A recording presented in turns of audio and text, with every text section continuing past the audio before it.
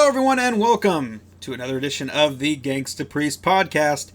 As always, I'm your host, Colby Metter, coming at you with another edition of the show. And today, another very special episode, my second guest spot here on the podcast. We are inviting my good friend Dylan Reedy to the show today to talk about one of my favorite films of all time, Django Unchained. So, welcome to the show, Dylan. It's good to have you. Hey, Colby. How's it going? Good to be here. So, if you checked out, you've been checking out the show a little bit. I've been trying to do guest spots, and I think I've worked out the schedule. I want to do it about every 2 weeks, is roughly what I'm looking at. But my previous guest was Nathan Ostrander. Again, today we're doing Dylan Reedy, and I was super excited in kind of the process. For those of you that are unaware, in picking the film to talk about. Sometimes I'll ask for a couple suggestions. Me and Dylan were kind of kicking back and forth some ideas. Originally, we were thinking about maybe Fast and the Furious, and I wasn't sure if that would be good for me. I'm not the biggest car person, but then just the other day he suggested maybe talking about Django Unchained. Technically, the Fast and the Furious series isn't about cars. It's about family.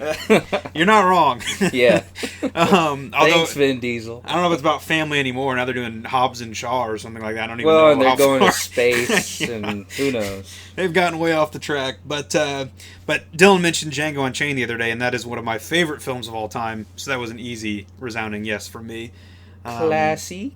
I'm very excited to talk about it today. I think it's going to be a good conversation, and I think there's a lot of great stuff in the film. Oh, yeah. Let's unpack it. So, if you're a listener of the show, we're going to jump right in. Typically we try to kind of give a brief overview of whatever the film that we're doing, go over some bullet points on it, some quick facts, if you will. So, Django Unchained was directed by Quentin Tarantino, one of the greatest of all time to ever do it. It stars Jamie Foxx, Christoph Waltz, Samuel L. Jackson, and, of course, Leonardo DiCaprio. And the film was released in 2012, and I actually remember this very well because I was, I want to say it was my sophomore year of college, maybe. It might have been freshman year. I don't remember the year, but I do very, very vividly remember going to see this. And I remember, it was a Tarantino film, and I was very excited, and went and saw it, and just fell in love with it immediately. I think there's, aside from the writing and the plot, there's just a lot of good stuff. Sure, yeah. Well, like you mentioned, the cast, obviously, you got Jamie Foxx, who's a stud, multi-talented actor and artist. And then Samuel L. Jackson makes a return, a Quentin Tarantino regular. You got Christoph Waltz, who just adapts to just about anything you throw at him. Leo DiCaprio's in it. A couple notables that maybe flew under the radar for a lot of folks out there. Walter Goggins, who I know from the magnificent Western / law enforcement show Justified. I was going to say, I thought it was Justified is what he was in. Yeah, so I will always remember Walter Goggins as Boyd Crowder. And just, he kind of plays like a little bit of a side character, but you get to see what he's going to bring to the table in Tarantino's follow-up, which was The Hateful Eight. Mm-hmm. A couple other old-school guys that some of you older folks might have picked up was Don Johnson of Miami Vice fame, playing the character of Big Daddy, one of the most memorable characters in the film, in my opinion. And also Tom Wopat. Tom Wopat, Luke Duke from The Dukes of Hazzard. Been a long time since I think I've seen him on like a movie screen, but he plays the U.S. Marshal Gil Tatum, and he does a pretty good job there in one of the opening scenes. And then there's a couple cameos that I love, little cameos, because to me the main cast is great. But one thing I love about Tarantino, he does a lot of callbacks and Easter eggs and references. And Jonah Hill made a hilarious cameo in the Klan scene that we'll talk about and get into later. Two others I kind of want to bring up just because they're important in Tarantino's universe. One being Zoe Bell, who is a stunt woman from New Zealand. Mm-hmm. And New Zealand, yeah. She's a stud. I mean, still learning how to act, but the fact, she's just got this bright face and energy, and and she's a kick-ass lady that does her own stunts. I loved her in the movie Death Proof, another Tarantino film. And then one guy I wanted to give a shout out to, because he plays a minor cameo in the D'Artagnan scene where he's kind of wrangling the dogs, and it's Tom Savini. Tom Savini happens to be like a master special effects artist, and he goes all the way back to the George Romero days of the Night of the Living Dead first trilogy, and then he's famously the guy with the penis Derringer in Quentin Tarantino's movie From Dusk Till Dawn. So, but yeah, that's a hell of a cast. I mean, from top down. So. Well, I think one thing, and you mentioned this a little bit, and what I love with Tarantino, we'll talk about him a little more in a second. But in all the films that he's done, he doesn't always use the same exact people. But I think there's usually a couple of stars that he works with. I mean, he just did Once Upon a Time in Hollywood, and Leonardo DiCaprio is one of the stars in that, which, again, of course, he worked with him here in Django. But Tarantino, aside from, I think, finding, like Walter Goggins, finding people who are talented actors and actresses and giving them a shot, just like anybody who is a master at their craft, he knows the game inside and out.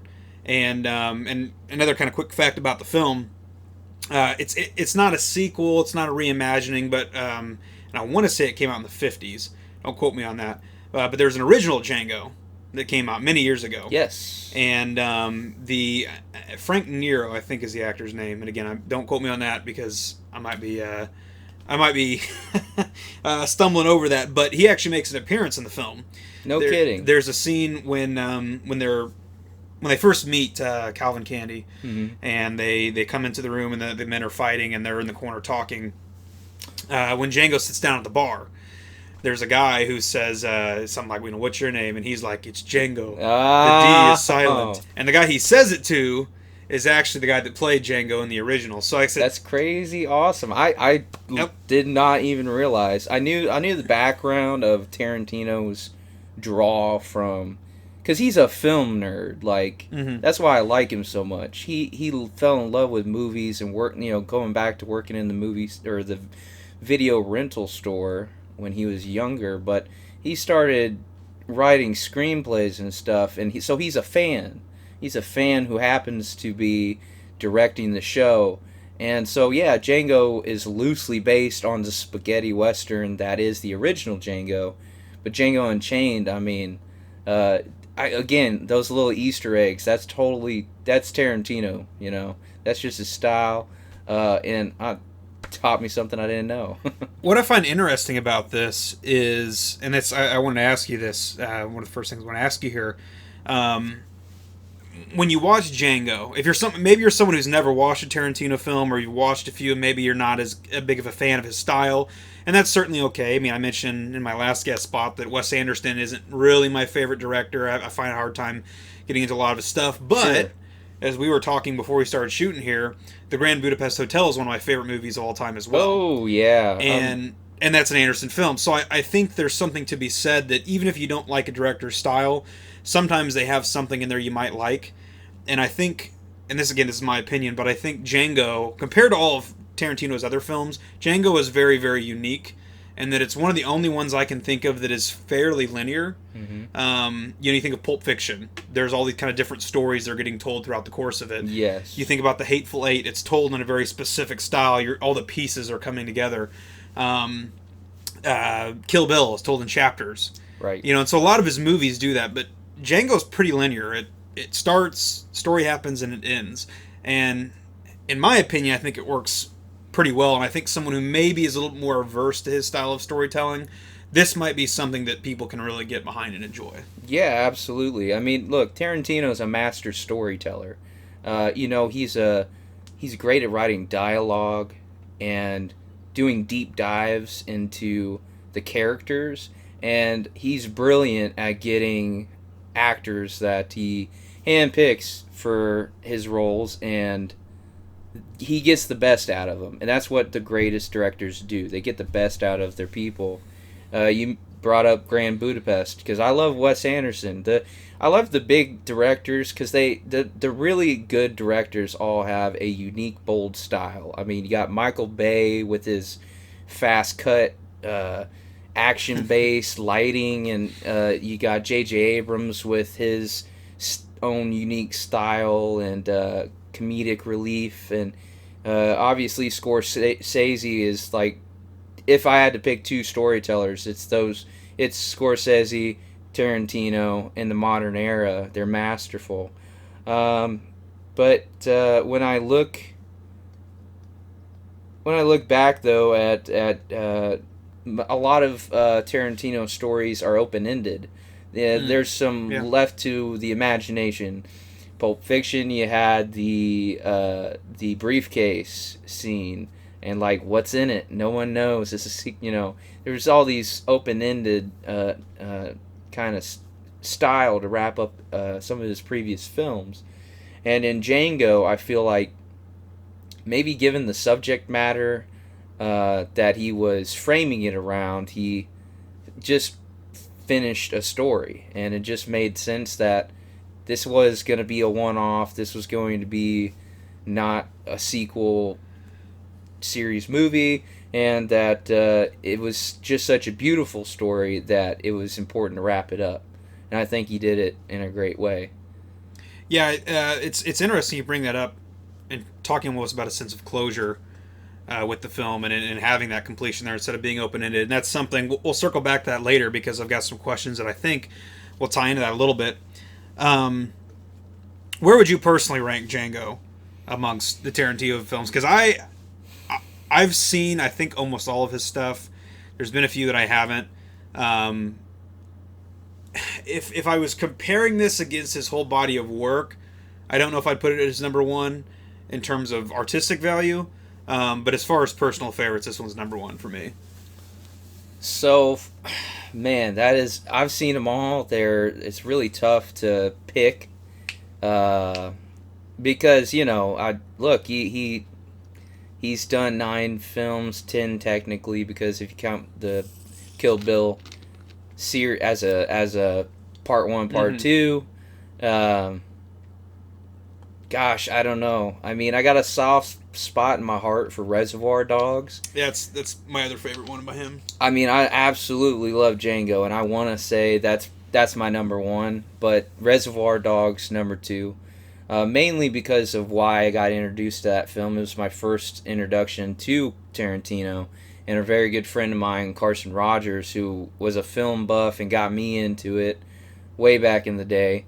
When we were, in junior high school, I fell in love with it, and then I found Pulp Fiction and Jackie Brown, and so, yeah, definitely for me, probably goes Django, top threes, Django, Reservoir Dogs, Pulp Fiction, all classics. Well, so, as I kind of said earlier, if you've never seen any Tarantino movies, I think this is a great place to start. I also, as you mentioned, love Reservoir Dogs. I think that's another excellent film. With this one, and kind of now starting to try and get into more of the meat of the film itself. Usually, again, if you listen to the show, I drop a spoiler alert, or try to. I try to come at this assuming you've seen the movie, but if you haven't, this is your chance. Pause things here, go watch the movie. I want to say the movie is what? It's a little over 2 hours, I think. 2012, though, it's been 8 years. I mean, I feel like you've had your chance. You've had your shot. Unless you've been living under a rock, I mean. I do want to say I think it is on Netflix currently. So if you haven't seen it, that's a place to check it out. But I think it's a little over 2 hours. Well worth your watch. It's kind of give a brief synopsis, if you will, of the plot. And this is taken from IMDb, and then we can maybe expound upon this a little bit. But with the help of a German bounty hunter, a freed slave sets out to rescue his wife from a brutal plantation owner. And like I said, that is pretty much as in a nutshell as you can get. It's almost like a movie tagline. Hey, don't worry, I love this movie. We're going to get into it. The things that stand out to me is obviously the setting. Because before you even get into the story itself, you gotta find where this film is going to live and grow. right? It's got to feel natural, but it also needs to be kind of like, the Matrix in a way. Create a world, live within it, and kind of create this illusion of escape from reality and really suck you in. And I think Tarantino did that by, starting with the antebellum South, terrible time in American history. Slavery, obviously, something that I think we don't talk about enough. Um, it's a classic love conquers all, hero overcomes, because Django's trying to find his wife in all this. And that's something that happens after, Dr. Schultz frees him and makes a deal with him. And so it becomes, once the opening scene happens, we're now on a brotherhood kind of buddy film. And the chemistry and the way that Christoph Waltz's Dr. Schultz and Jamie Foxx's Django Freeman play off each other is magnificent. And yes, it's Quentin's dialogue, and he's a brilliant story writer, and he has that classic style of I'm paying you to say my lines. Like it's not a free for all out here. Just read the script, But at the same time, you got two of the best actors I think in the world who understand the subject matter, and they understand the director, and they make the most out of their lines, and they really have like chemistry. So if you want to get into some of the heroes, as a matter of fact, so in my point of view, I look at the two heroes in this story as Dr. Schultz and Django Freeman, and then their mission to save Broomhilda, Django's wife. Throughout the movie, there's various tiers, I would say, different levels of villains. The main baddie, obviously, being Calvin Candy, that takes up most of the screen time. And Steven, played by Samuel L. Jackson, one of the funniest, but also one of the, I would say... He's honestly more devious, I think, than Calvin Candy. I mean... Calvin's like outright... He's not very... what you see is what you get. So when you see his portrayal, you know he's a rotten guy. He's this nasty, racist slave owner. But Samuel Jackson's character is a lot more like... He kind of plays behind the scenes, and he kind of understands the world. So he's a lot more devious in nature, I think. Well, I think Samuel L. Jackson, because I believe he grew up in the South, and he so naturally just adapted the accent and this idea of the worst possible slave during the time is the head house slave, and he plays that Uncle Tom kind of role magnificently, and he's, in my opinion, more villainous than Calvin, because Calvin's a blind idiot, and we'll talk about that scene where they meet in the library later on in the film, and Steven fills in Calvin because Steven's got a beat on the situation, and Calvin's just thinking about money, distracted by frivolous things.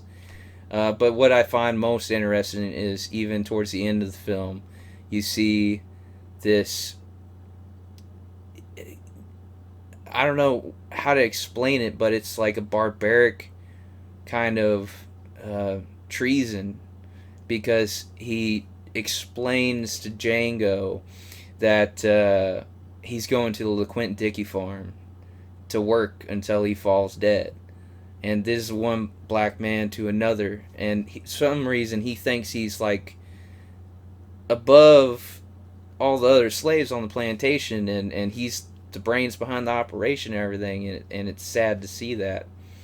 But I think like he's the underlying villain, and it's a hell of a character. Yeah, I think there's some things in there I definitely want to circle back to.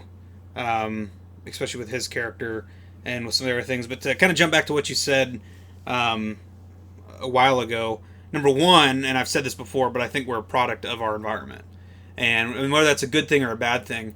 Maybe this is a silly analogy, but we're here in Central Illinois right now, shooting this around Decatur. I've lived up in Chicago, but I grew up in Central Illinois. Both of us did, for however many X years of our lives. And we're right in the middle of, like, if you think of baseball, it's big. You're either a Cubs fan or a Cardinals fan. There's kind of a mix. If you were to move up further north, you'd see a lot more Cubs fans. If you were to move further south, you would see a lot more Cardinals fans. But if you've ever been to St. Louis, it's a baseball town. And so I think anybody who was born and raised there, it would be near impossible to escape that environment. You would have to feel some sort of way about baseball. And I think the same thing is true here. You mentioned the antebellum era in the South. And what I like about this film, and we talked about this a little bit when we talked about Jojo Rabbit, but with like war films, it's very easy sometimes, I think, when you're doing a film, at least in our day and age, about slavery or about the South or racism, you want it to be realistic because you're trying to showcase how awful and terrible these things were, so we never forget, so we don't repeat our mistakes. So you think of things like Roots, when that was on TV, or 12 Years a Slave, which came out a couple years ago. What I like about this is it tried to keep that realism, but take it in a more different direction. Tarantino likes to kind of fuse different things together sometimes. And so we take this sort of spaghetti Western genre, which, as you said, is this, love conquers all, and, revenge stories are very common in that. And so it's kind of this very machismo, action-oriented genre. And then we mix it with something as, vile is the treatment of African Americans during the, period of slavery. And we kind of mesh those two together to create this film. And so as you're watching it, after Dr. Schultz has freed Django, and they start to go about... First, Dr. Schultz wants Django to help him track down a bounty that he has. Mm-hmm. And then as the film progresses, as you said, it kind of becomes this, buddy movie for a bit.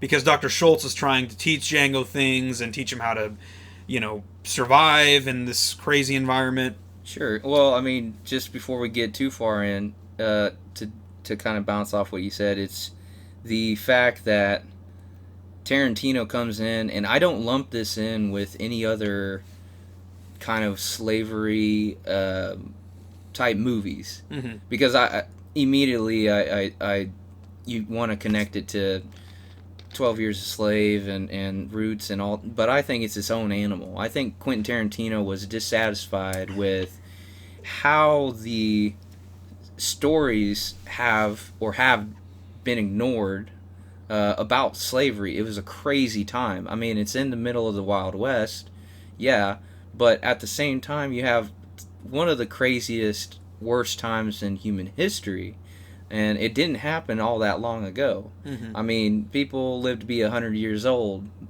Joe Rogan famously jokes, that's just a couple people ago. I mean, somebody a generation or two ago, that was their grandmother could have been, or grandfather could have been a slave. And I think it's something that is important to remember, just how vile it is, because there wasn't YouTube back then, or Twitter, or social media.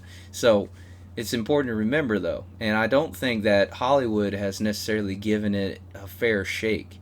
Every once in a while you get these kind of white guilt films. This didn't feel like that.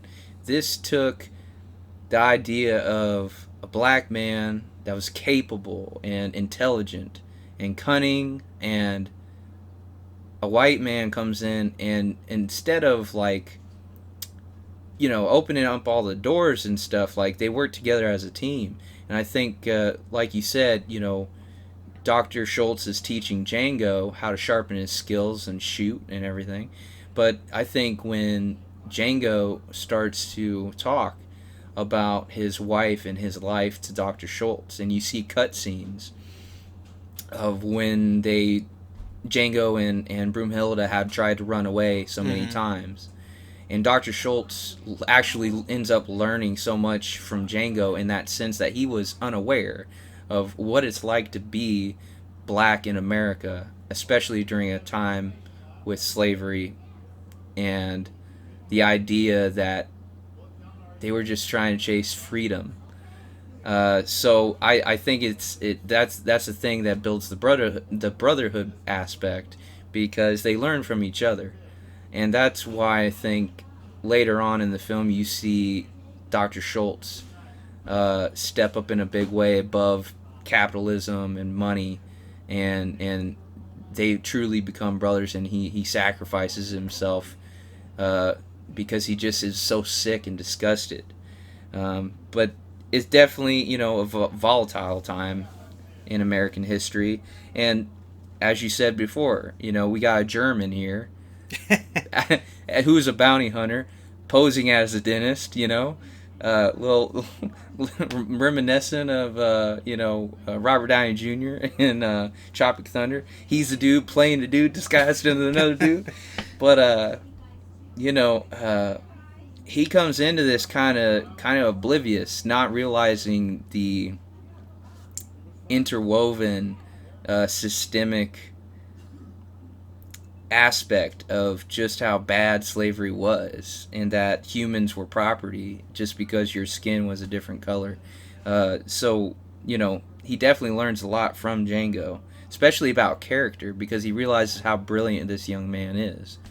And well, that's what I think their relationship, like you said, I like that it's established that they're equals without it having to be thrown in your face.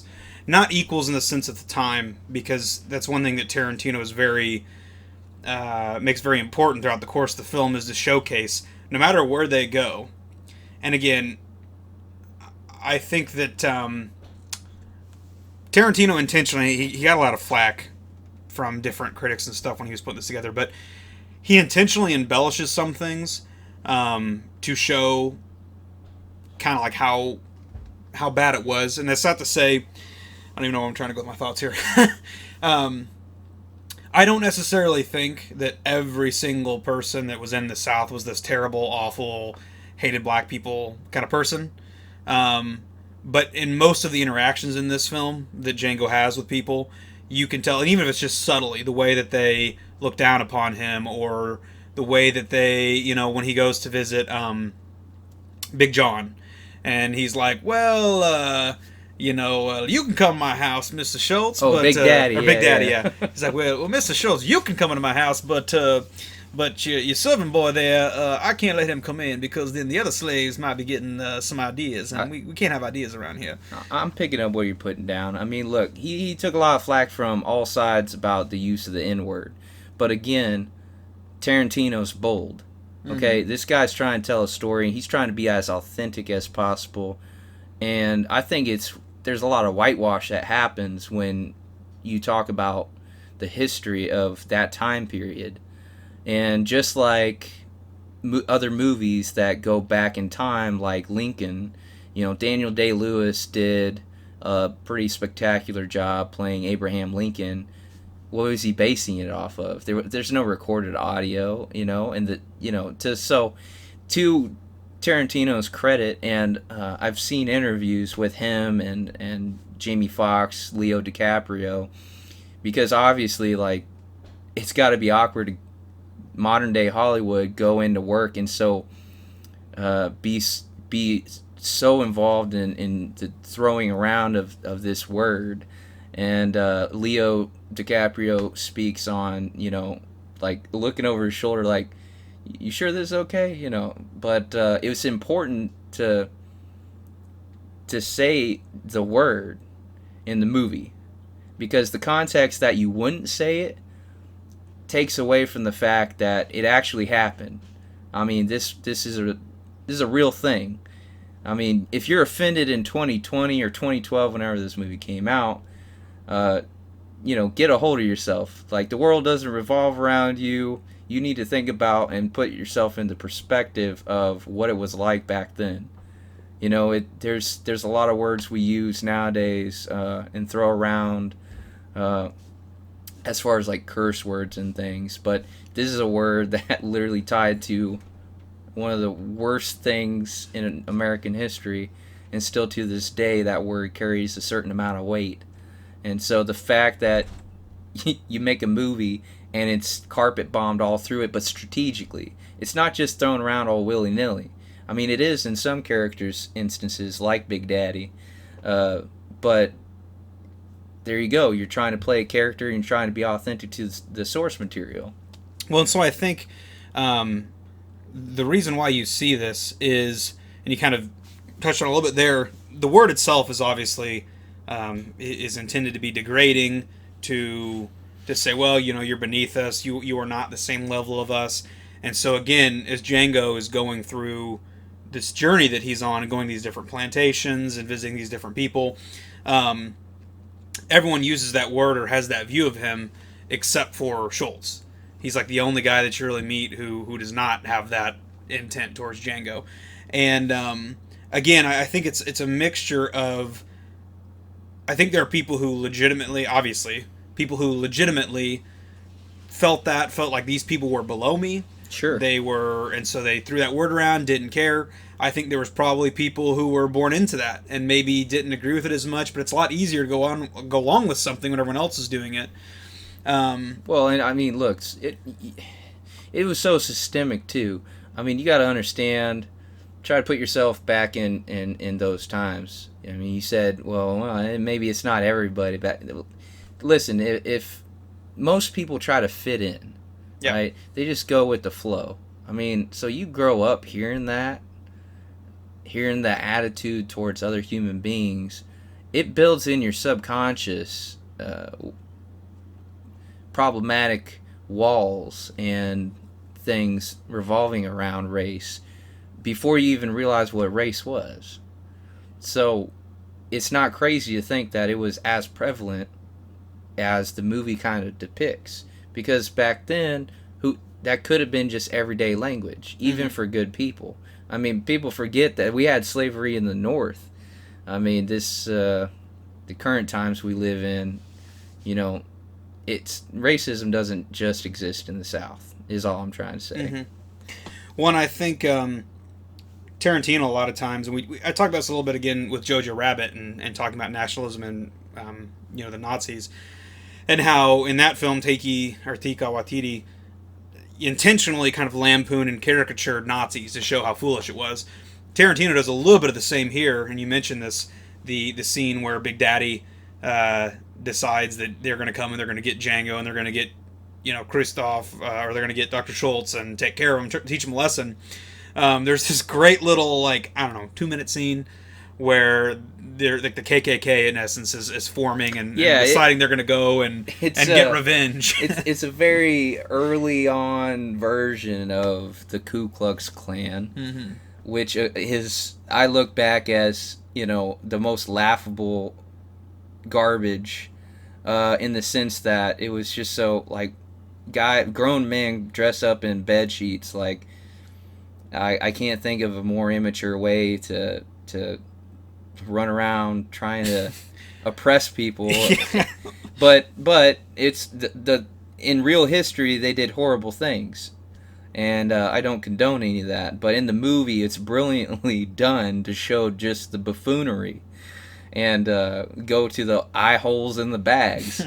Hilarious dialogue. My wife spent all night cutting up these bags, and y'all so grateful. You ungrateful sons of bitches. Yeah, I only have one eye hole in mine. And then he had one guy pull his eye hole down and spit a lipper out, and I'm like, geez, Louise. And Jonah Hill, his frustration with, are the bags on or off? And then you had Don Johnson brilliantly playing his character Big Daddy, now in this evolved role, because he's no longer Big Daddy. Mr. Colonel Sanders looking kind of that southern grin, but you don't see the real villain yet. And now he's getting ready to lead this racist Ku Klux Klan raid, and kill Dr. Schultz and Django. And you see he's really villainous right now. You see that in the lighting, which is another Tarantino kind of twist. He's very good at finding the best people to create set design, lighting, and background, and it really helps paint a picture in every frame of the movie. But yeah, absolutely hilarious. And you had this beautiful scene after the Klan raids the Dr. Schultz's wagon, and they had rigged it with dynamite, anticipating that this could happen. We don't really find out how they had that intuition, but they were ready. And Django and Dr. Schultz are up in a tree. Django's just sitting there watching, like, oh boy, this is gonna be good. There's dynamite in the wagon, or this white man's gonna mess him up. And then Dr. Schultz, in like this kind of weird moment, like, you do the honors, hands him the rifle, and Django fires a shot that kills Big Daddy. And it's kind of one of those scenes of crossing a threshold together that really intertwines now, and builds this new kind of trust that Django has in Dr. Schultz. That moment right there is one of those moments where, in building this friendship, where Schultz gives him several opportunities to again become self-sufficient and to be a free man and to be someone who is his own person, who doesn't need anybody else, and instead of telling him, giving him those tools and allowing him to flourish. And so it gets to this point, and in that moment, there's a little release of catharsis right there, because we see again, and it's intentionally done caricature and over the top, but we see how vile and disgusting Big Daddy is. And so when we see Django get his revenge in that moment, even though it's just a small moment of revenge, but it sets us again down that path towards the ultimate revenge at the end of the film. So we've kind of looked here at the first half of the film. Django's been freed. He's got this partnership with Dr. Schultz. They've gone on a few missions, and so we kind of the halfway point of the film is we learn that Broomhilda for the first time. And as you mentioned, we kind of see some of these scenes as Django's retelling their early days together and how much she means to him. And so it kind of sets them down this path now where the plan changes to Dr. Schultz is going to work with Django to go help try and free Broomhilda. And so eventually they get to a spot where they go to Mississippi. And Mississippi. And I think that kind of sets up the back half of the film. Yeah, to me, I mean, it's an incredibly important, basically, introduction to the second half of the film. First of all, the opening scroll, you see the word Mississippi cross, with the backdrop being slaves marching in the mud in the cold of the late winter, early spring, what have you. And as we find that Django and Dr. Schultz are now pretty sure that they've tracked down Broomhilda via some records that they found from a slave auction. She's enslaved at Candyland. And so now Dr. Schultz has to think and kind of bring Django back, because he gets emotional. Okay, and we don't make good decisions as human beings when we're emotional. Cooler heads will prevail. Absolutely. And so Django's all about going in there, guns blazing, like, I know she's there, we gotta go save her. And Dr. Schultz realizes we're going to have to put together a grift, and we're going to have to assume roles in order for this to work. It's just like fishing, you got to put out the bait, and you don't just snag on the line as soon as you feel a twitch. You gotta wait for him to take the bait, and that's when you got your opportunity. So Dr. Schultz has this deep conversation with Django, expressing that he thinks his best way in is to sweep Candy off his feet with this outrageous offer of money. In order to do that, to sell it, he's going to assume the role, Dr. Schultz, as a person trying to get into the Mandingo fighting game, as he puts it, and tells Django that he should assume the role of a black slaver. And Django's first words to him is like, "You want me to play a black slaver?" like there's nothing lower than a black slaver except for the head house slave. And buddy, that's pretty freaking low. Like, I mean, it hits the nail on the head. Like, this is a man who's trying to escape to his freedom and is so desperate to get out from this horrible world. And now Dr. Schultz is asking him to play this role of someone. He probably took him straight back, like PTSD, to black slaves that would assist the white slavers in keeping order among the other slaves, and thinking, how could you do that to your own people, kind of thing. And what we see moving forward is the person, because you think that Django is going to be the one to struggle with keeping the roles and staying unemotional and keeping sticking to the plan and the task at hand and to achieve their mission. But as you see, once they engage with Calvin Candy and go to Candyland, there are several instances where Dr. Schultz actually has the weak stomach. And Django, although you see glimpses of it because Jamie Foxx's amazing subtlety in his facial expressions and body language, he maintains himself, where Dr. Schultz pops up in the wagon when D'Artagnan is torn apart by dogs in that one scene where he tries to run away and is up a tree. And Calvin Candy's character comes over and is having this intimate moment with Django. They're kind of fencing in a way, like back and forth jabs. And then Calvin gives the order to sick the dogs on D'Artagnan. And while this slave is this human being, this man, is being torn apart by dogs, and all this hooping and hollering from the poor white people that are not only complicit in this behavior, but they're hooping and hollering. They're excited to see this. Like, it just puts everything into perspective. Dr. Schultz is trying to look away because he can't believe what the hell he's seeing, the lack of humanity. And Calvin is eyeballing Django, like trying to figure him out, because he's not so sure, but he's never seen a black man this bold and intelligent. Django spits out a little bit of French, I believe, Monsieur Candy, and kind of that's like a brilliant slight that highlights how intelligent Django's character is. But Django doesn't break character until Calvin walks away, and in the background you hear the screaming of this man being murdered alive and filleted by dogs.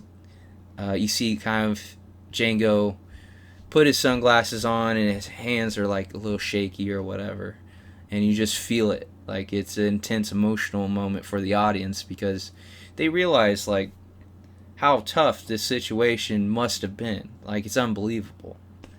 But now we're going towards Candyland, and I don't know if you would like to talk about the arrival and how basically Tarantino plays the introduction to Candyland through the lens of Steven, the head house slave's eyes. Like, Samuel L. Jackson's facial expressions are just amazing. Mm-hmm.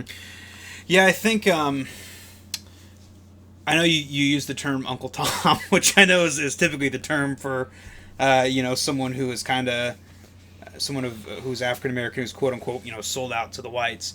But and I mean I know obviously you don't mean it that way. I know some people might hear that and think, oh my gosh, that's so derogatory. But that's essentially how the scene is set up. Steven has become so enamored for whatever reason with Calvin Candy, and has bought into this idea that, like, well, this is my master and I must serve him. And so when this procession arrives, when they brought in Dr. Schultz and Django, and they kind of have this idea, oh, we're bringing them in to find some slaves for their whole Mandingo expedition, everything. Steven is just beside himself, and he why is that on that nag, master? Right. He cannot fathom how on earth is this man being treated, with such commonness as they would treat anybody else, because this is just unheard of. And again, he's a crafty person, and he has no trust in that moment, for this ruse they've put together.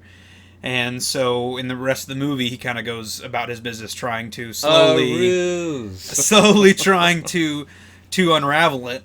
And I think what's interesting there, and I know we don't have much time to sit and focus on the plot. There's a lot that goes into this. But I think one thing that's interesting there is, and I think I've mentioned this before in other episodes as well, but a lot of times in our lives, when we feel bad about ourselves, or when something's making us feel like unworthy, or just not good, we try to find ways to make people feel below us, or in our minds think they're below us, because, well, my life might be bad, but at least I'm not that guy. And so you're seeing this here in this environment.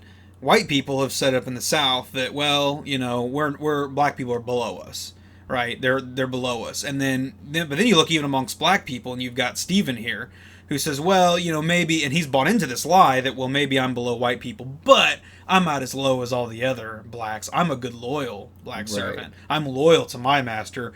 And so it's just this bizarre system that has been established, and a lot of it is just premeditated and based off of, again, that idea that, well, my life might suck, or things might be so great, but if I can find a way to put myself above someone, then I can feel better about myself. And you can see it just, again, it kind of goes down there when you even got, someone who is African American and who has gone through this plight just as everyone else has, and now all of a sudden he's bought into the system as well. It's insane. Yeah, it's incredible. If you want to just talk for a second about that gravity of the situation where you have someone that looks like the slaves but is in this middleman power position and forgets like he is a slave himself sometimes.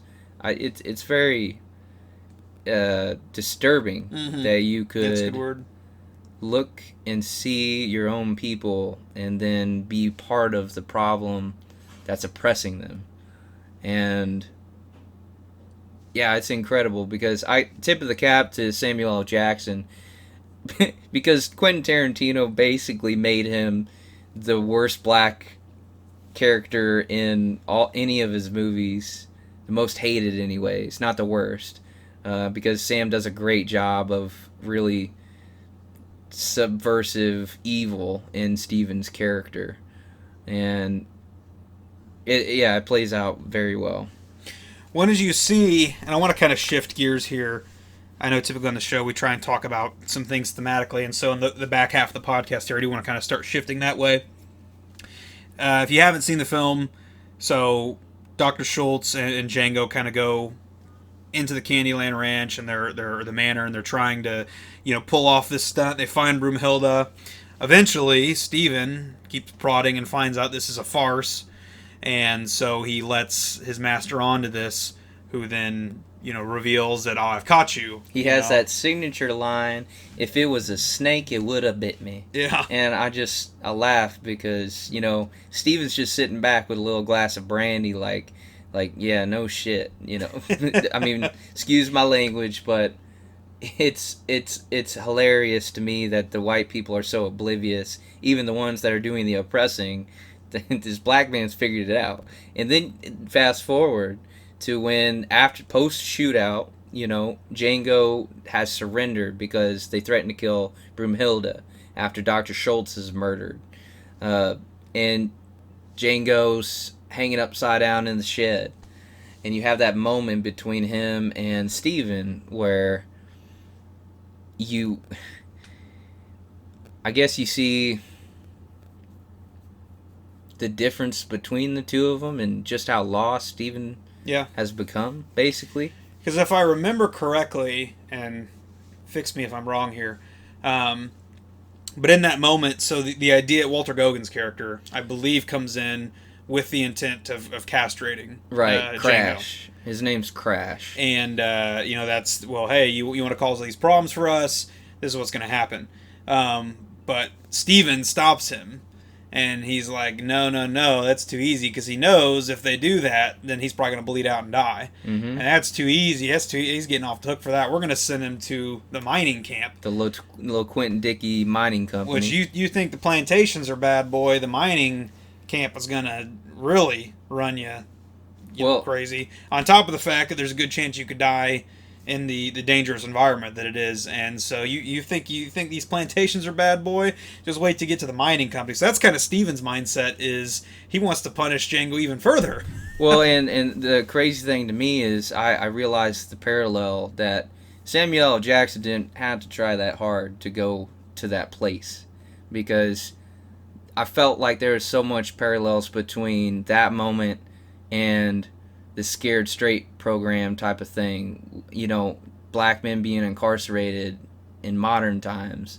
It's like, you mess up, your life is going to be miserable. You're going to be swinging a sledge, as Samuel puts it. You know, that happens. That happens in prisons all across America, and it's very sad. And you kind of can't help but feel like Samuel L. Jackson's kind of talking in two ways. It's like there's the context and the moment in the movie, but also the bigger picture and a deeper subject that it's like, oh wow, like this kind of still kind of exists in a certain way. Here you got this situation where Django's going to be sent off, instead of wishing, like, because I can only imagine, you know, like I'm trying to put myself in Django's shoes, and it's like he's not giving up, but boy, it might, you know, got the wind knocked out of you. You've come so far, and you were so close, and in one moment, you know, your plan has been ruined. Mm-hmm. And then facing the fact that he's now going to a place where it's basically, you thought it was bad, like you thought it was hell on earth already. Now you go into a work camp, and it's like just the dauntingness of that's hanging over his head as he's hanging upside down. Mm-hmm. But then, you know, I don't want to skip completely over the next part where he escapes because they send him off to the mining company, and Quentin Tarantino, like as he always does in his movies, little cameo pops up as I think he tried his best to pull off an Australian accent. Yeah, but classy way to die, blows himself up. Classic Tarantino with dynamite. You know, Django showing off some gun skills, and now we're back with Django on the run. And what's hilarious is I didn't realize that Jamie Foxx knows how to ride horses. He's actually riding his own personal horse in the movie when he escapes from the LaQuint Dickey people and is on the way back, dynamite and gun in hand, to rescue Broomhilda from Candyland. And he's riding bareback, which, you know, for all you horse riding people out there, it's pretty tough. And he's doing it in character. So is the horse. You know, he got these cars and camera rigs running around. And so, I mean, for what it was a beautiful scene. And then Django, again, being very intelligent, and has this opportunity to rig the house, the manor, Candyland, the main house, to blow, and is now waiting in the shadows for the funeral party to come back from having buried Calvin. And they walk in, and this epic showdown, this epic confrontation, but there's a calm to it because it's calculated. Django's been waiting. This is his moment to basically fulfill his revenge prophecy and free his wife. And you see him gun down everybody, and there's a funny part that still makes me laugh anytime I watch it, where he tells Cora, one of the head female slaves that works in the kitchen, say goodbye to Miss Laura. Goodbye, Miss Laura. Bang! This classic overzealous Tarantino. This woman goes flying like she got hit by a car, blood everywhere, you know. And then you reach that moment where him and Steven finally have this kind of closure, like highlighting the fact that Calvin Candy was this monster who was wrong about everything except for one thing. He was that man, that one man in 10,000. And those 999 other men Stephen might have seen come through there enslaved. He wasn't a slave. And then he brutally kneecaps Stephen, lights the match, and walks out. And you hear Stephen just screaming out, "They're gonna get you!" You know, "You're gonna Django! get yours, Django!" Yeah. Brilliantly done. And then the climax of that scene and the wrap and real closure for the movie, again, a rare occurrence in a Tarantino film, is you see Candyland explode dramatically. And it was brilliant because, you know, Django puts on his sunglasses, circa 1858, and he's smoking a cigarette through the extended filter, and just the smoke and the grin he has, because he looks back at Broomhilda, who's waiting with the getaway horses as they're about to ride off into the sunset, and I can't help but feel like lifted up when I see her break out in this moment of, it felt like joy and relief, but also just a feeling like we're free. And how enthusiastic she was. She gave a little clap to Django. Django's got the big grin, like we're finally on our way to freedom. It was just so strong. I couldn't help but giggle a little bit or laugh when Broomhilda had that relief expression. This was actually one of the things I had written down in that moment. And as you said, it's over the top. The explosions, the shootout, and part of that, again, is just the style of a spaghetti western and this, again, sort of machismo kind of environment it's created. But everything is done is very, very over the top. But there's a reason for that. And I think there's a conversation here, and that's some of the things I want to ask here, kind of shifting into themes, is if it works and if it's a good thing. And what I mean by that, so going back to that scene, when you're sitting there, and you kind of touched on this a little bit, but you're sitting there and you're watching these explosions, you see the smile that Broomhilda gives, there's this sense of happiness and relief and closure finally. In dramatic terms, they call that catharsis. So a good writer or a good story, its job is to build up these feelings in you, and then in the end, they either release those feelings so you feel good, that's comedy, or you're trapped with them. Like, the opposite would be if we see Django go on this journey and then he ends up, he gets castrated, he's left hanging there, and then he doesn't get Broomhilda. And now we walk away going, what the hell? So it did feel kind of odd in one of Tarantino's film to have this happy ever after ending. And something I want to bring up is what helps create all those emotions throughout the film that kind of culminate in that ending when they're riding away. And that is both the soundtrack and the background.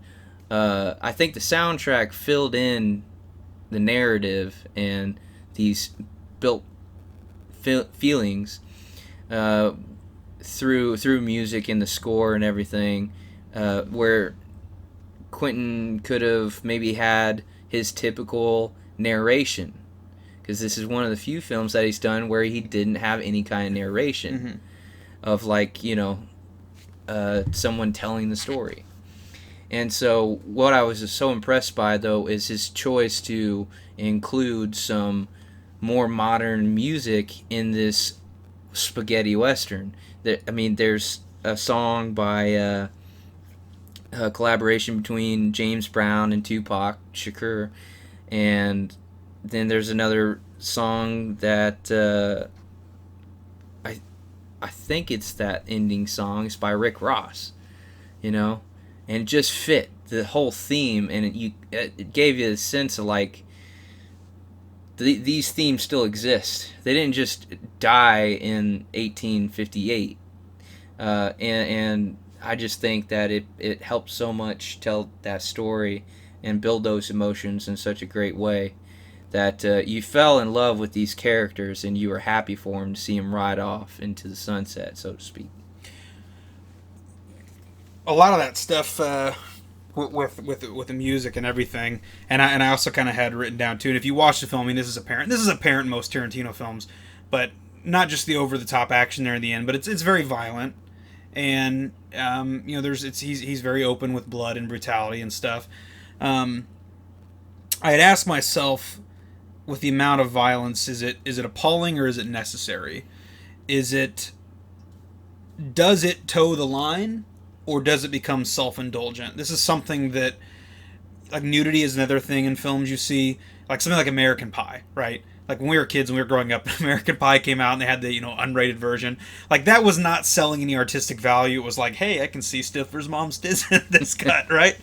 So like there are films I think that indulge in being gratuitous with violence and with language and with nudity and all that stuff because it's for the sake of it. It's good. When it's done for a reason and for a point, I think that's when it shifts from just indulging to actually speaking something. And so in regards to this, I was curious if you thought it helped with the message of the film or if it detracts from it. Because when we get to that final moment, and again, part of the story is a revenge tale, but we have that cathartic release and we're feeling good. And I've said this before in other episodes, and I know this is a weird analogy, but it's almost like an orgasm because you have this buildup. Well, they don't call it a climax for no reason. Exactly. You have this buildup, and then when this unfolds, we have connected with Django and with Broomhilda, and so it feels good. We feel vindicated almost as well because we're empathizing with them. I think the violence wasn't gratuitous at all in this movie. It was very carefully used, and like you said, I mean, there's some movies that it's just blood, guts, gore, and nudity, and it's just done for the sake of it, for shock value. But in this movie, I felt like the violence was calculated. Specifically, something that stands out to me was when Django returns to Candyland and gets his clothes and his gun belt from inside the shack that he was hanging in, and there's Dr. Schultz's body lying across the floor and bullet holes in his back. And there's this moment Django has where he kneels down and says, "Avita-sen." And so I think the violence was necessary to create a level of realism, even though it was done in Tarantino fashion and over the top with blood everywhere. But that's the thing about violence, and that's the thing about some of the themes in this movie, is people have tiptoed around these issues. And people who have been through similar experiences or seen that kind of violence or racism or whatever you want to talk about. I mean, if you tiptoe around it, it's like you're doing a disservice, because a parallel to another movie, Saving Private Ryan is regarded as the most authentic cinematic depiction of war. And it's because it does not hold back from the gore and violence. And there's something that is important when learning lessons about things you haven't experienced. And in order to get your brain to go there, Quentin calculated using violence in a way that paints a picture. And he does some gratuitous work with it, because there is that scene where like there's just people screaming and funny cursing, and it's kind of comedic relief because there's blood just and it's funny. But when it needs to be serious, it's serious. So that's what I agree. I think the use of the N-word and creating and being realistic about this time period, the violence, the brutality, everything I think toes the line up until that last scene when a woman flying 10 feet backwards from a blast of a revolver is not realistic. Sure. And so I absolutely love this film. I know I've already said that, but I almost wonder in that moment if, again, I'm not saying there's a right or wrong answer here. I always say it on the show. I want people to learn how to think, not what to think. But as I've gone back and replayed that in my head, I always wonder, it's a feel-good moment because we see that this revenge has been enacted and we're happy for Django and we feel that evil has been triumphed over. But as far as a call to action, I think that feel good moment right there is great, but it's very easy to just have that feel good moment and maybe think about some things, but then leave. If that makes sense. Yeah, absolutely. It's I mean, Tarantino's ability to create immersion in this world. I mean, he had you from the first scenes of the opening of the movie, and it just, like you said, it climaxes here. You forget that this is a fantasy. You're so sucked in by that ending scene of the shootout where Django is essentially slaying the slave owners and Steven and the remaining people at Candyland. You forget it's a fantasy, and I think that jerks you back when Miss Laura goes flying, and then Steven's cursing and everything. It's like you have a moment of relief because up until that point it was building so serious, and you felt like, Jesus, did this really happen in like real life? Like, and then it's kind of brings you back and brings you in and calms you down. It's like, hey, this is just a movie. It's a fantasy. It reminds me of like kind of a superhero, and like, I literally watched this movie thinking like this is a black superhero during the Wild West. And I mean, it's original and awesome, and to get to that point where you almost forgot it was this fantasy, this story, and was so much draw in. I mean, it was very impressive to me. So I think where this split happens for me, and I've to give maybe an example of kind of how another movie I would see this, Lord of the Rings or Star Wars, right? You watch it and, Darth Vader and the Empire are defeated, or the orcs and Saruman and what's his name? Sauron are all defeated, right? The evil is defeated, and we know in our hearts, we watch it. Good is good, bad is bad, good will triumph over evil, right? So it reinforces things. But I don't watch those movies and when I'm done go out like, I am going to go root out evil in the world and overcome it because evil is wrong, right? That makes sense. Mm-hmm. It sort of reinforces values but doesn't really have a push to action. Most of Tarantino's films are like that. Most of his films are very action-oriented, plot-oriented. They're not thematic at all. This is one of the first ones where it has themes and messages in there that you can kind of learn from. And so I think the problem, though, is, and to use maybe a not so great word, but to bastardize the two and to try and take something that you're trying to say something, but then also have this great action. Again, just you go and watch it and okay, it reinforces, that's it. Well, yeah, I mean, it's still a movie. That's still a Hollywood.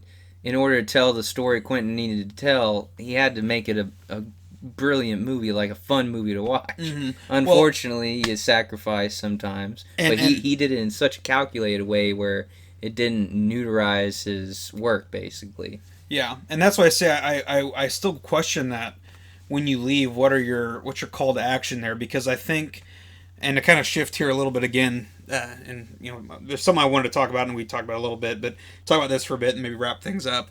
A lot of times on the show, I try to obviously connect themes in the movie with, modern our lives and how we can learn from it.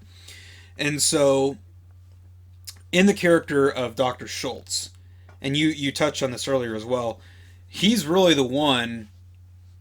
When he first meets Django, again, we know he's not a racist guy. He's a respectful man, but he's kind of pursuing his own interests. Django mainly helps him out in his goals. He's not hurting anybody, but he's not necessarily out to help anybody else either. He's just kind of living life. And then as he progresses through this journey with Django, he starts to see these things like, D'Artagnan getting ripped apart by dogs, by seeing when he first meets Calvin Candy, the two men fighting one another and them just having complete disregard for their lives.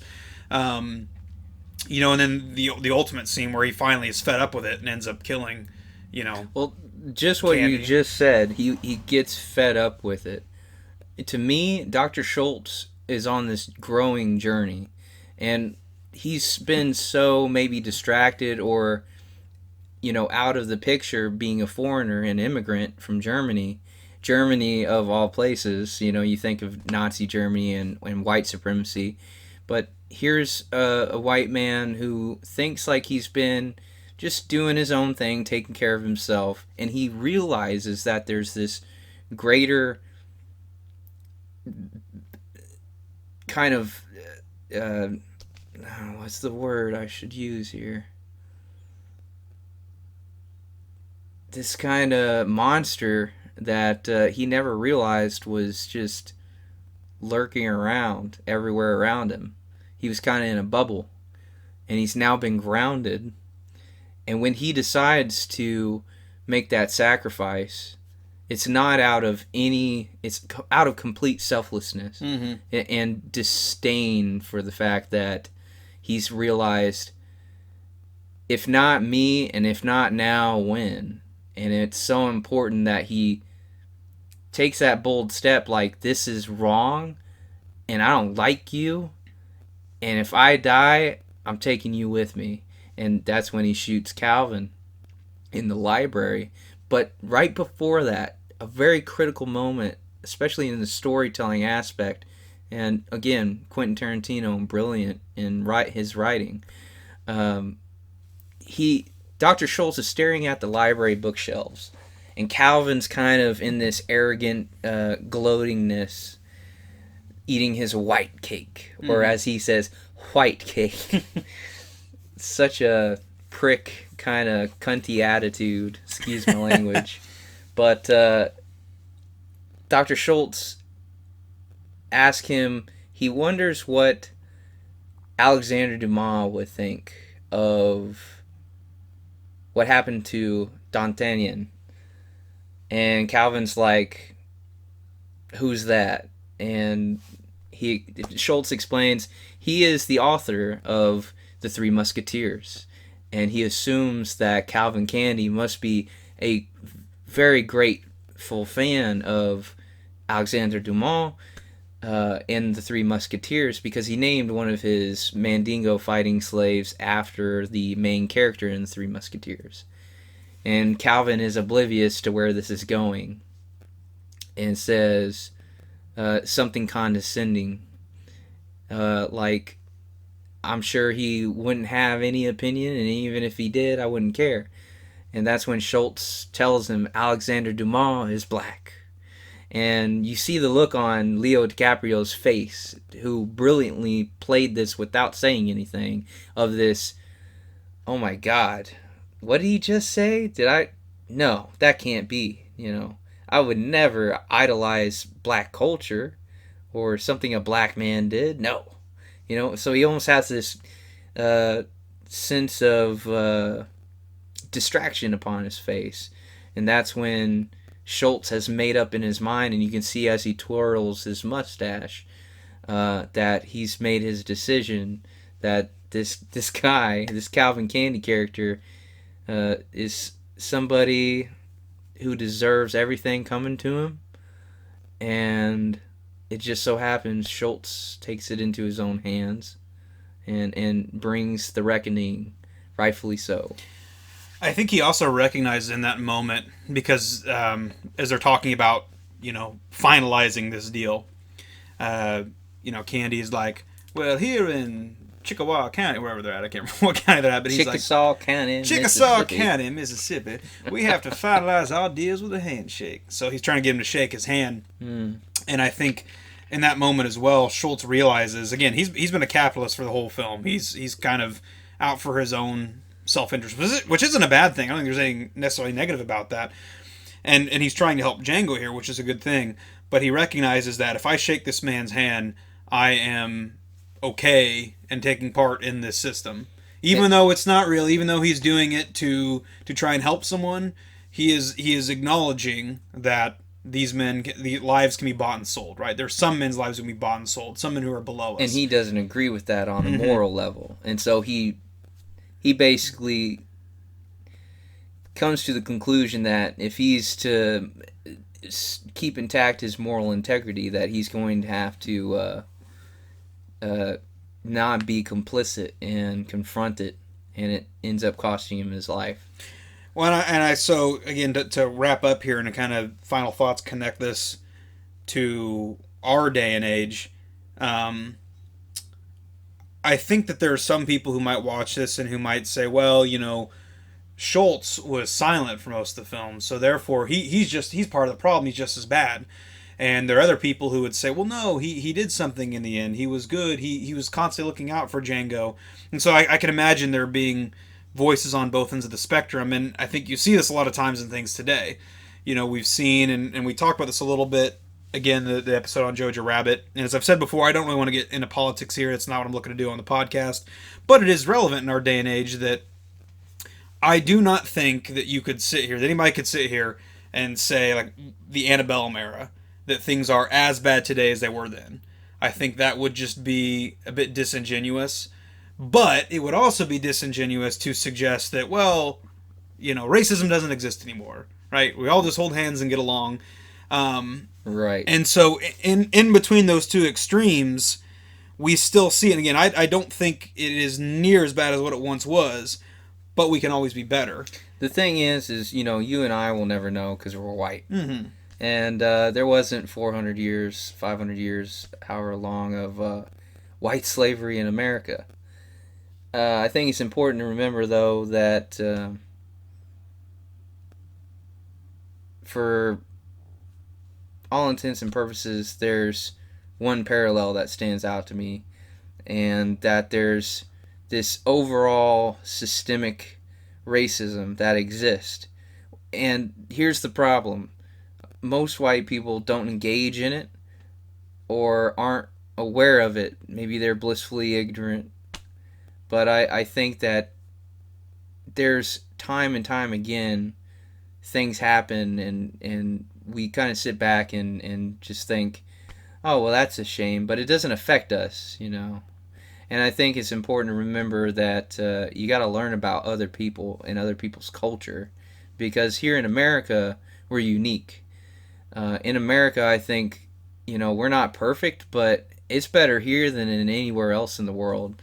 And I'll give you an example. You think of China, there's no black people or Spanish people in China, Latinos, we have diversity, And while you might not think like racism exists other places in America or in the world, the reason why I think it's so relevant and has been throughout our history is because we're a melting pot.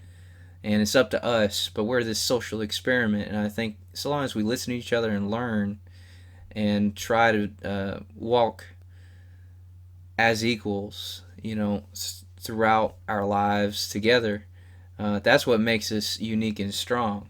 So, yeah, I mean, that's a parallel that stands out to me. There was this system in Django's fantasy world that existed that it wasn't his choice. He grew up in it, and it was oppressing him his whole life until he decided to break out and stand up for himself, or whatever you want to draw from that. And I think nowadays it's again better, I guess, because there's no slavery, right? But it's not fixed. It's not necessarily been addressed. And until you address those sorts of things, they're not going to go away. For me personally, I've served in the military, and in the Army, for example, like, look, man, everyone's green in the Army.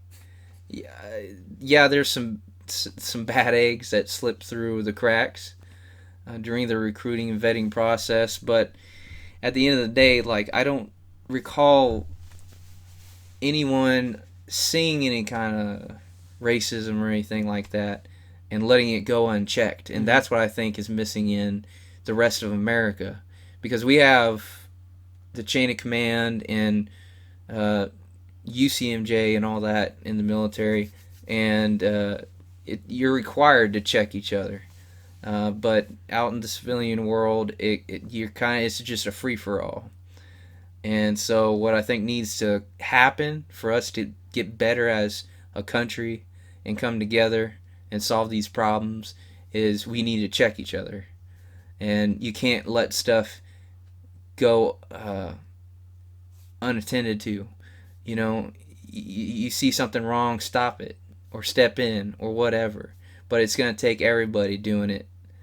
And I think where maybe in this country, as a white person, I've never had to deal with it really. So I have dealt with being poor, which is something that makes you feel lesser of a human. Mm-hmm. But that's something that as you grow older and become more successful, you can escape. You can't escape being black. One thing that I see is, and again, in trying to draw parallels myself, and I've seen it this past week, I felt it, and it bothers me, is that we know that this stuff exists, but it's not something, it's not like in the movie, or like maybe in the 1800s where there was plantations and where there was people getting whipped and people getting hung. I mean, those are physical manifestations of racism. Nowadays, and again, I don't want to get super political, but police brutality is the big conversation going around right now. You can talk about wealth inequality, but I think nowadays, it's more prevalent in sort of this internalized, if that makes sense, like just a mindset. We're not seeing maybe as much physical manifestations of it. We still have these people like in the movie who still have that mindset of like, well, you're a different color than me, you're below me, right? And that's a lot harder to combat. So where I sit at, and this is very difficult for me, and obviously, I mean, I don't consider you, I've never had any reason to consider you racist, and hopefully not you with me. And I think part of that is my foundations being a Christian. I mean, you're taught to love and respect everyone equally, and I've been in, I can't tell you how many different diverse situations. I've worked with all sorts of different backgrounds and colors, and you instead of having that idea of that someone is below me, you have in your mind that, at least for me, again, we're all children of God, that no matter where you come from, you deserve that level of respect. What's hard for me is we see nowadays that this does still exist. Again, how bad you think it is, how not as bad you think it is, that's a conversation for another time. But whether you want to, whatever side of the spectrum around, it still exists.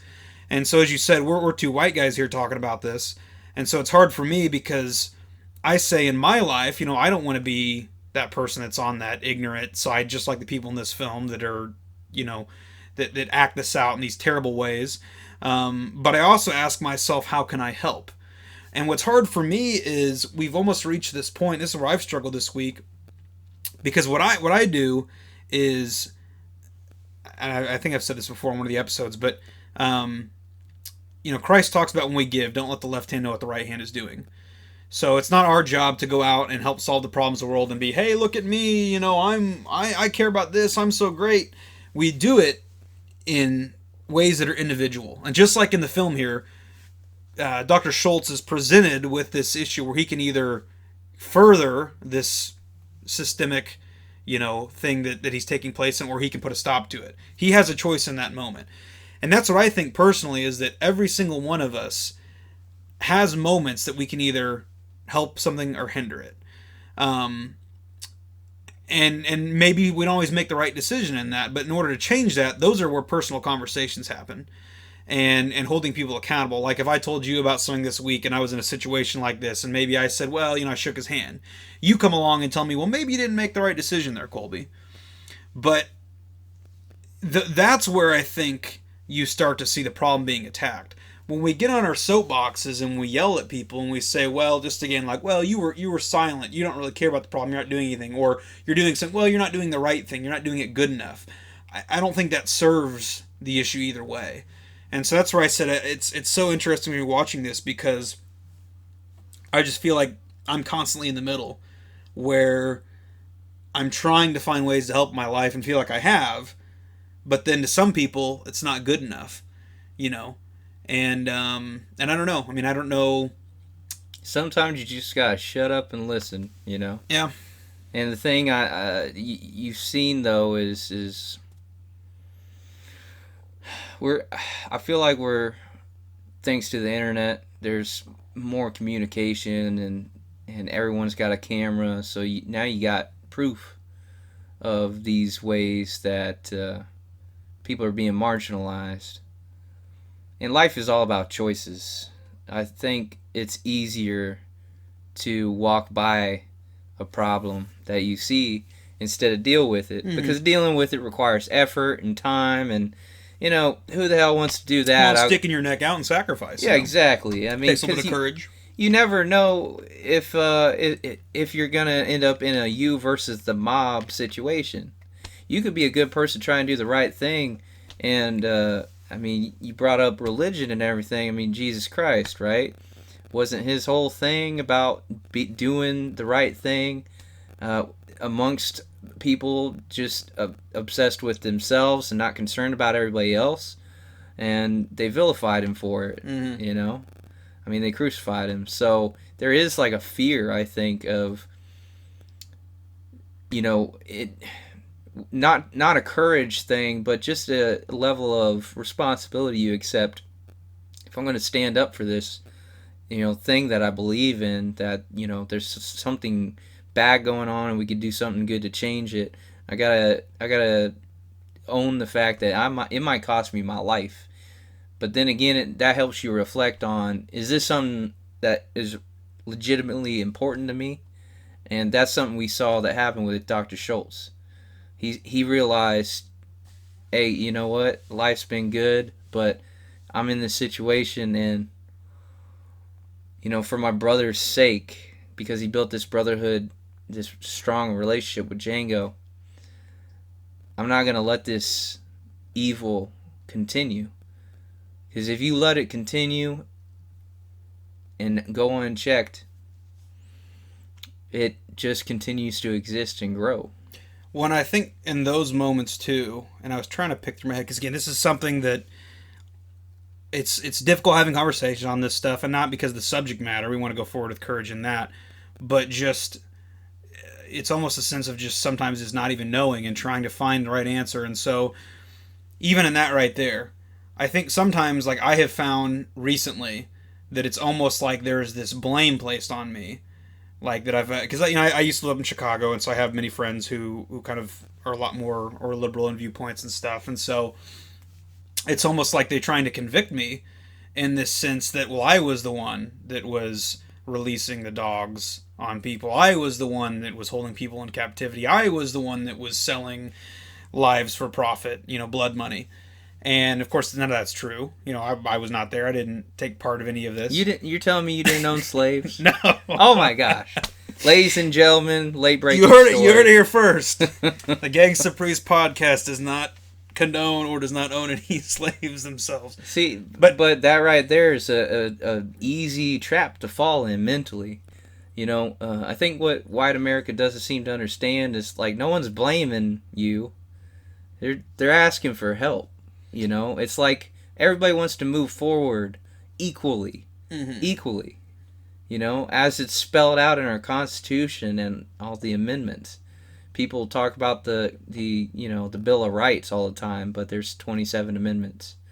People need to understand that we're a growing, changing culture, and again, it takes personal conviction and strong character true to your values in order to stand up for this kind of stuff. I guess what I was trying to say there is it's more so tiresome for me because, again, you mentioned this earlier, you've you know, struggling with being poor and stuff like that. You know the people in that situation that helped you, or maybe you felt like nobody helped you, but in that moment you had independent individual reactions or relations with people, and it's the same thing with this for me. You know, as you said, I think that there is this voice of, well, we want help, we need help, and for me it's hard, and I guess I think sometimes people take things in a general sense. Well, let me paint this picture for you and see if you kind of understand it. Something I learned when I was in college about folks from Chicago, right? They grow up not understanding what it means to own anything. They rent everything. The only thing they buy, in some instances, I'm generalizing, but it was shocking to me to find out so many people rented their property, like their home. Whereas me and you grew up around here, we're used to being able to, our parents or whatever, own their home. They own their vehicle. You know, yeah, I mean, so imagine growing up in a situation where you don't own anything, you're overpopulated, you're living on top of each other, you seem to notice that everyone looks like you in whatever neighborhood you grow up in, And then you learn about, oh, there's this whole world out there. How do I? And then now it's been forced in this very subtle but in almost throwaway kind of scenario where it's like a kinder racism, in the sense that okay, now you're here, and well, if you make it, you make it, but there's fewer opportunity. Now opportunity is something that's thrown around a lot. It's like, look, man, opportunity is hard to come by no matter what, but for white people it's a lot easier. And I'll give you an example. I've had conversations with some people that felt like their only way, and mind you, I'm at college, so and they graduated and they made it, quote unquote. But once upon a time, the only thing them and their friends thought they could do to get out of that poverty and that state, they didn't want to spend the rest of their lives in it. They felt like creationism was the only thing that they could embrace to escape that, i.e., becoming an artist, becoming an athlete, becoming, these are all unrealistic things. Like, we grew up understanding we weren't going to be players in the NBA. I mean, I don't know. I still realistically, yeah, I'm waiting on that growth spurt. Waiting on that growth spurt, man. One of these days. No, but I mean, and think about it. It's like a stereotype because we didn't think about becoming rappers or musicians. We were both in band though. But to those guys, like, and gals up there in some of these big cities that just don't have any other opportunity, I mean, imagine that. Your only way out is to achieve this unbelievable thing, like become a celebrity. And it's so unrealistic. I'm sure it could be just daunting on your psyche. But again, I can't do anything besides try to imagine, listen, and understand. I guess let me ask this, and we'll start to wrap up here because I know we're getting long. But because I think this is the question that I ask people. So looking at Dr. Schultz, right, as we talked about, we know from the beginning of the film he's a good guy. Maybe he's pursuing his own interests, but would you look at someone like him, before the moment later in the film, but right at the start of the film, would you look at someone like him and would you blame him for the problems of the era? Meaning, would you say that, well, by him not acting upon anything, even though he's a good guy, he's part of the problem? Do you think you would say that or no? Yeah, I gotta say yes. But like I told you before, I'm coming from a different place because in the military, and granted, I can only speak about my experience. I'm sure that people may disagree and have had different experiences, but I know we don't tolerate that kind of stuff. In the civilian side of things, it goes unchecked. And I think it's dangerous when individuals that embrace this, oh, it's okay kind of thing, and then become like police officer, and then hurt people that disproportionately are people of color. That becomes a problem. And, there's plenty of white people that, before Rodney King, for example, it's like they didn't even know this was occurring every day all across the country. So even though I wouldn't put all the blame on Schultz. It's not blame. It's like a challenge. It's like, well, see, that's a different mindset. See, a challenge. If I want you to get on my cause, right? Like maybe my cause is childhood obesity. I don't know. Maybe I think that's a problem, and I want you to get on my cause, right? Challenging you and educating you is one thing, but shaming you and making you feel like, well, you are part of the problem. You may have done nothing about it, right? You might be the best, nicest person in the world. Maybe you just don't know about it, or maybe you hear about it and you think, well, I've got these other problems that are more important to me, so I don't want to get on board with that. I think shaming people is the problem. That's where I see this, because shaming people never does anything. It does not motivate people to want to help the problem. In fact, I often think it pushes them in the opposite direction, because you've got someone who, shaming maybe works if they're actually, again, if you were to shame someone like, I don't know, a Calvin Candy or a Big Daddy, right? I don't think shame is even going to be effective with them either because they're so far gone that they don't give a shit what people think. Mm-hmm. But when you start to shame people who are well-meaning people who have not, in my opinion, contributed to the problem, then, especially when it's constant, it's just that nagging. It's going to get to a point where they're going to say, you know what, I've got my own problems. I don't feel like I'm contributing this, and all you're doing is just yelling at me and trying to make me feel bad. Like, why should I feel bad for something that, again, I have not personally taken part in?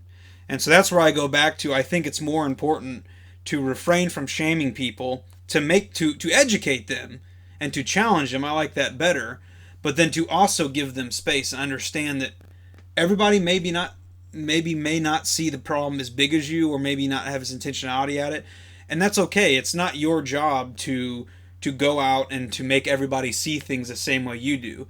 It's your job to challenge people and then let them do things independently on their own. Now, that person starts to become a problem in a sense of they're going out and again just like a Calvin Candy or a Big Daddy, and they're actively adding to the problem, different story. Then you got a fight on your hands. But to come along with someone like Dr. Schultz, who again I don't really think is doing anything to contribute to that, and to come at him with that kind of, anger and rage, and to treat him and put them in the same camp, I don't think that's an effective thing, if that makes sense. Yeah, no, I mean, obviously Schultz is a different kind of white person than the slavers, but you gotta come back around to the fact that by not engaging a real problem, you're doing a disservice to yourself, because once an oppressed people are extinguished, basically, and they just shut up and go home and everything goes back to normal, it could be only a matter of time before it affects you. So even though it's an issue, like you brought it, I brought up poverty, but a friend of mine once said that charity can't be forced. I think it's a moral thing, moral form of helping your fellow man, and realizing that by not holding people accountable who did horrible things, even though it could be about race, could not be, just the fact that you take another man's life and it's treated so lightly is something that we all need to stand up against, period. Mm-hmm. Because, I trying to avoid being political here, but there's certain professions that society, generations before me and you, have given certain authority and powers to. And disproportionately, you got a lot of people that get into those jobs because they had maybe a little better education or something. I mean, me and you both grew up in a public school system, but our public school system is nothing like a big city. Because I remember growing up, I went to a big city school in Cleveland, for example. And I think there was like 800 some kids in my 8th grade class. So that was, but anyways, I'm kind of trailing off here. My point is see something, do something. Because we're past saying something. Mm-hmm. I mean, people have been screaming this, like they're killing us kind of thing. And because it doesn't affect me personally, you got to think globally, act locally, and you brought up some Christian values. I mean, look, man, we're all God's children, and I don't think it's okay for any one of us, whether you're on either side of the law, to take somebody else's life. And I think that's something you gotta stand up against. Well, and I don't want to dip into that because I not just because I'm trying to stay away from that, but I don't want to misconstrue my thoughts on that. Because I would definitely be in agreement with that. I mean, I'm 100% would say what happened was terrible, and I think it was wrong.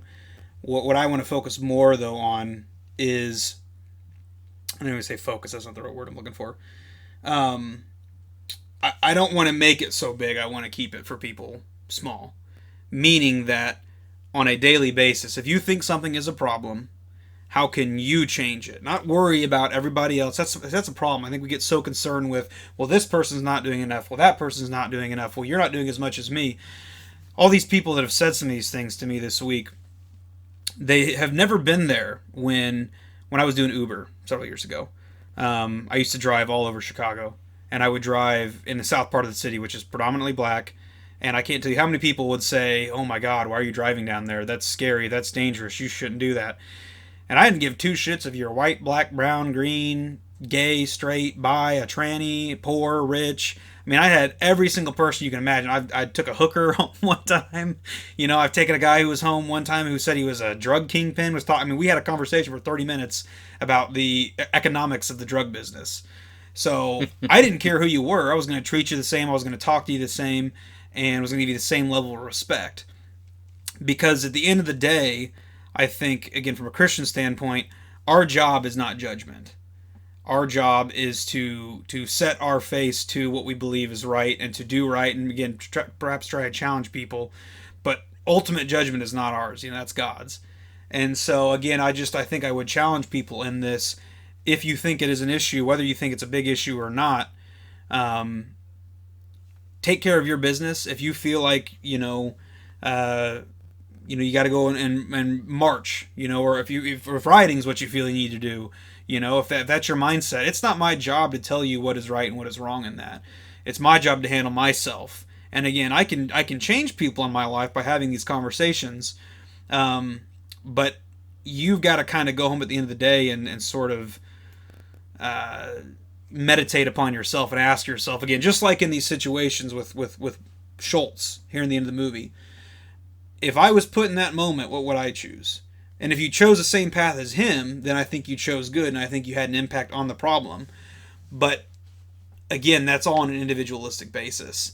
I think being so obsessed with everybody else and everybody's viewpoint and shaming people or telling people they're right or wrong, I just don't know how much good that does in the end, I think you have to take care of you and encourage other people to pursue righteousness and goodness. But I don't know, in terms of effectiveness, I don't know how much further outside of that we can be. The problem is not everybody thinks like that. So we have a problem with, accountability.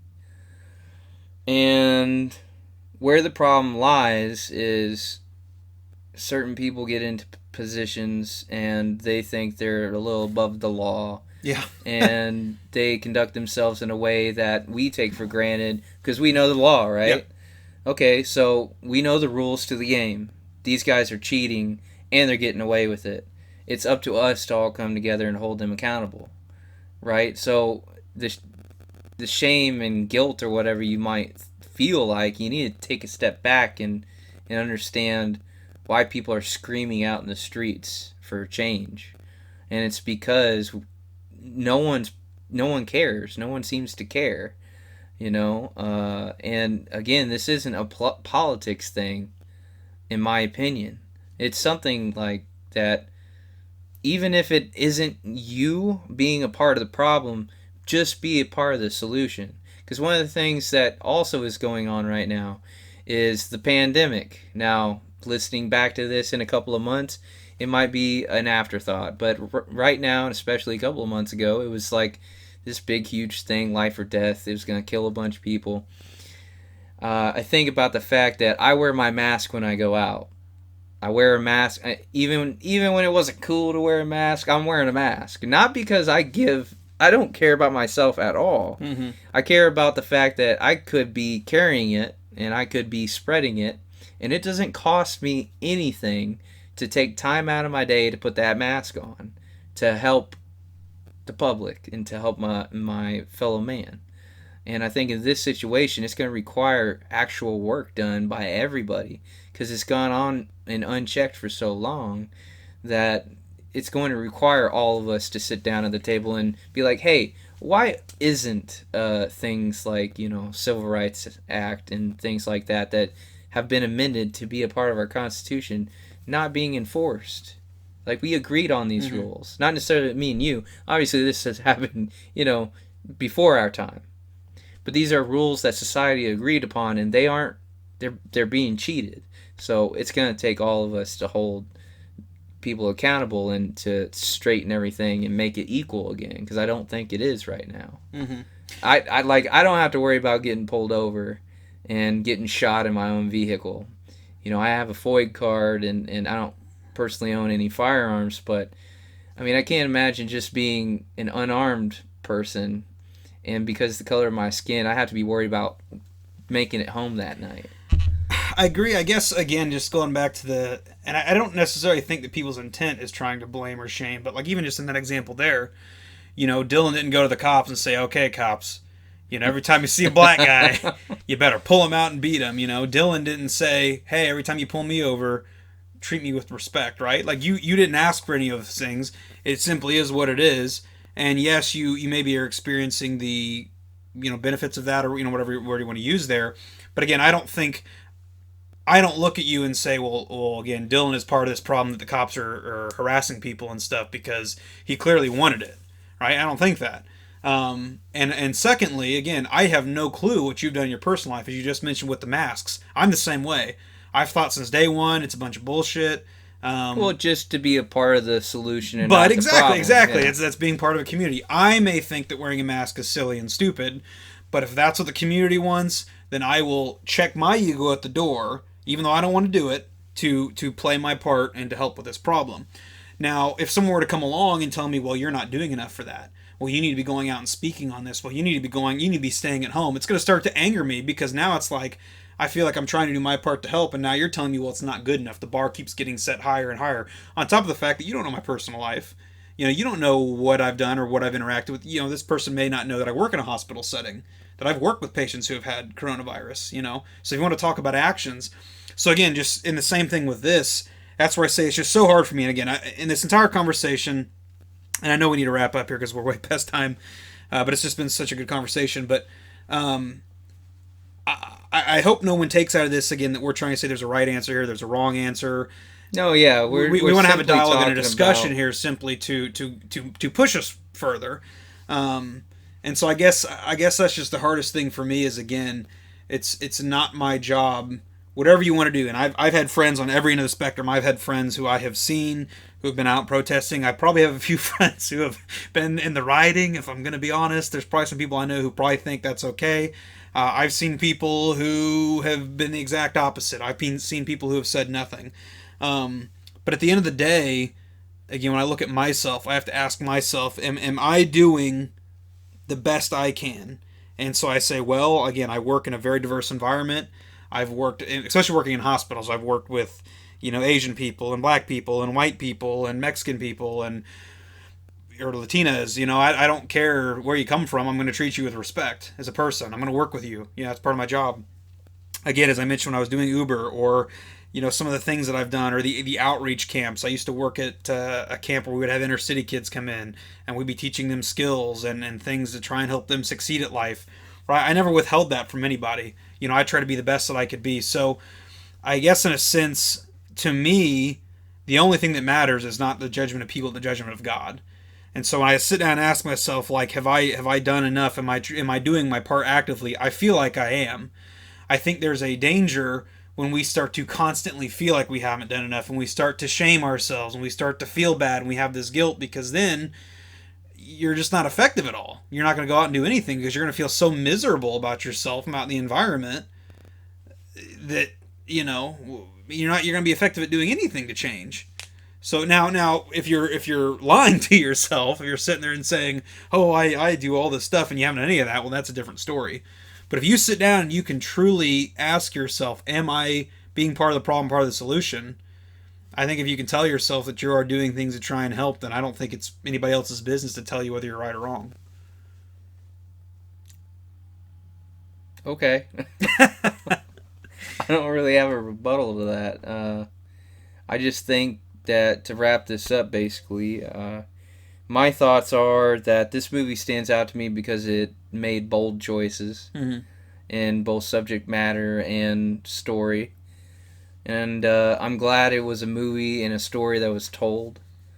You could draw parallels and analogies all day long about that movie, which is a fantasy based on real history, and everyday life in America now, but I just think that the message here should be bold problems require bold solutions. So if you feel like you can do something, you need to do something. Mm-hmm. But because you don't know if you're the next one, they're gonna, somebody, the thing is gonna come and get you. Yeah. So, but that's just my 2 cents. And again, to go back on a lighter note, like, look, Jamie Foxx killed it in this movie. I just want to point out, I think he should have won Best Actor that year. I think. Yeah, I thought that was. And Quentin Tarantino, I think that whole crew deserved to win Motion Picture of the Year, but somehow Argo won Best Picture. Because the Oscars are a joke. Yeah. And here we go. Now we're talking politics, right? But at the end of the day, it's going to go down, in my opinion, as one of the best movies of all time. I think you've done an episode on the good, the bad, and the ugly. Mm-hmm. Tarantino was interviewed and quoted as saying that the scene, the standoff in the graveyard on the... can't remember. It was the hill. It's a cemetery at the end of the movie. And sure, and it's the 3 protagonists. And you got this wide shot that really shows all the mass graves and headstones, and then these 3 men who are fighting over money. And it just kind of paints a picture. And whatever that scene did for Quentin Tarantino, I kind of understood, and seeing how he's worked that into his body of work. So I think another thing to think about is legacy. What are you leaving behind in this world? And, some people can skate through life and just do their thing. But I always encourage people, community service and try to leave the world in a better state than when you came into it. So that's the responsibility where I think sometimes people can feel like they're being shamed or guilted, but you're failing not just your fellow man, you're failing yourself because you don't know what's around the corner. It could be you next, okay? And that's why it's important. But hey, another Quentin Tarantino classic. He's a hell of a storyteller. And I think all the actors and actresses in this movie were incredibly bold and delivered a hell of a performance. So, yeah, it's going to be, for as long as I live, probably one of my favorite films of all time. Like I said, I can still remember the day I saw it. I can remember who I saw it with. It was one of my exes. But okay. Well, it was when I was in college, and man, I can remember when I saw it, thinking that this is going to be one of my favorite films of all time. Still to this day, it's true. I mean, I can't tell you how many times I've seen it, and I don't think I'm ever going to get tired of it. So, if you haven't checked it out by this point, you should probably go check it out. Like I said, I think you can find it on Netflix. It's maybe a little over 2 hours long, but it's well worth it. Even if you don't like Tarantino, I think you'll enjoy this one. It's got stuff for everybody. For everybody, exactly. Yeah, love story, action, drama. Yeah, it's just a good movie. So, but that's going to wrap it up for us today. This is definitely going to be the record for my longest episode I've done, but that's okay. It's good. It's good to have these long conversations. Thanks for having me on. I think they're beneficial. Yeah, I'm glad you're able to come on. Me and Dylan and I have been friends for, I don't know, we were talking about this the other day, but it's been a while now. Been a while now. We've certainly grown, I think, closer in the past couple years, but Dylan has been a huge supporter and given me great advice, I think, with the podcast so far, and so I was excited for the chance to have him come on the show, and he's definitely going to be coming on in the future at some point. You got a powerful voice, man, so you got to use it. Well, thank you. Yeah. And, hey, just trying to help you out. I think you're doing something great, and I think you can succeed at it, so... Well, I appreciate it. Hit that subscribe button and smash the like button. And share. Keep this thing going so we can have Dylan back on. And then in the future we can talk cars. I will educate myself a little bit. Maybe I'll have a good response to those movies. But until then, like I said, that is going to do it. So thank you for joining us here on the GangstaPriest podcast. And until next time, as always, we'll see you then.